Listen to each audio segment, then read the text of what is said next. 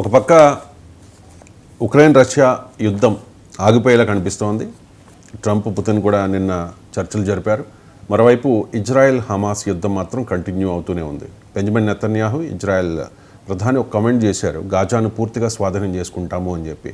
And ప్రపంచ దేశాలు అక్కడికి పంపించే మానవతా సాయాన్ని కూడా ఇజ్రాయెల్ దళాలు అడ్డుకుంటూ ఉన్నాయి. సో అక్కడ ఏం జరుగుతోంది? ఈ ఉద్రిక్తతలు మరింత పెరిగే అవకాశం ఉందా? ఏం జరిగే అవకాశం ఉంది? అవునండి, రష్యా ఉక్రెయిన్ వారము ఎండింగ్కి వస్తుంది.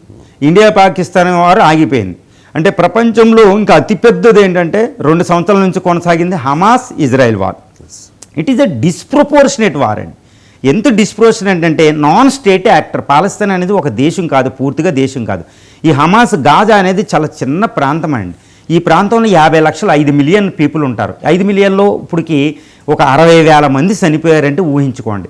గాజాలో 60% బిల్డింగులు పడిపోయినాయి. వ్యవసాయ భూమి మొత్తం సర్వనాశనం అయిపోయింది. No irrigation, no drinking water, no food. ఇంత దారుణమైన, అంటే ఒక రకంగా గాజాని ఏమంటారంటే భూమి మీద నరకం. It's a hell on the land అనమాట, ఇండియా ఆన్ ది ఎర్త్ అనమాట. ఈ హెల్ అంటారన్నమాట. అంత భయంకరమైన భయంకరమైన సిచ్యువేషన్ అక్కడ గాజాలో ఉంటుందన్నమాట. ఈ యుద్ధం ఆగే పరిస్థితి కనపడడం లేదు.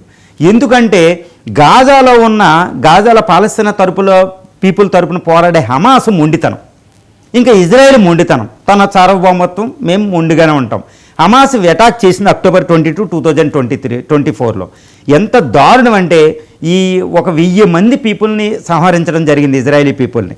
సో అందువల్ల ఏంటంటే ఇజ్రాయెల్ ముందుగా నెతన్యాహు ఇంక ఎట్టి పరిస్థితుల్లో హమాస్ నాశనం అనే వెళ్తున్నారు. హమాస్ చెరబట్టిన కిడ్నాప్ చేసిన పాలస్తీనియల్ని, ఇజ్రాయలైట్స్ని వాళ్ళు వదలడం లేదు. వాళ్ళని పూర్తిగా వదిలి మీ హమాస్ తీవ్రవాదులు అందరూ లొంగిపోయి ఆయుధాలు జారవిడిస్తే మేము ఆపుతాం. ఇజ్రాయెల్ మాత్రం దీనికి తగ్గే ప్రసక్తి లేదు. ప్రపంచ దేశాలనైనా ఐక్యరాజ్య సమితినైనా పక్కన పెడుతుంది. దీనికి పూర్తి సపోర్టు ట్రంప్, ఇప్పుడు అమెరికా అనమాట.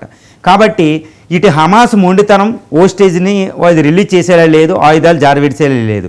కాబట్టి ఇజ్రాయెల్ అనేది దాన్ని పూర్తి సర్వనాశనం చేస్తాం, అవసరమైతే మొత్తం గాజాను ఆక్యుపై చేస్తాం అంటుంది. ట్రంప్ అయితే వీళ్ళని లిబియా పంపేస్తాం ఇజ్రాయెల్ని అంటుంది. ఇంకా ఇజ్రాయెల్ కూడా ఇక్కడ సత్యాలు ఏంటంటే అమ్నెస్టీ ఇంటర్నేషనల్ రిపోర్ట్ వీటి ప్రకారం మొత్తం ఇంకా గాజాలో మానవుడు నివసించడానికి వీలు లేని విధంగా దాని నాశనం కొనసాగుతుంది. వ్యవసాయ భూమని, బిల్డింగ్లని, నివాస స్థలాలు, పార్కులు, స్కూళ్ళు, హాస్పిటల్ అన్నింటినీ నాశనం చేసేస్తుంది. అది హమాస్ను లొంగేదాకా.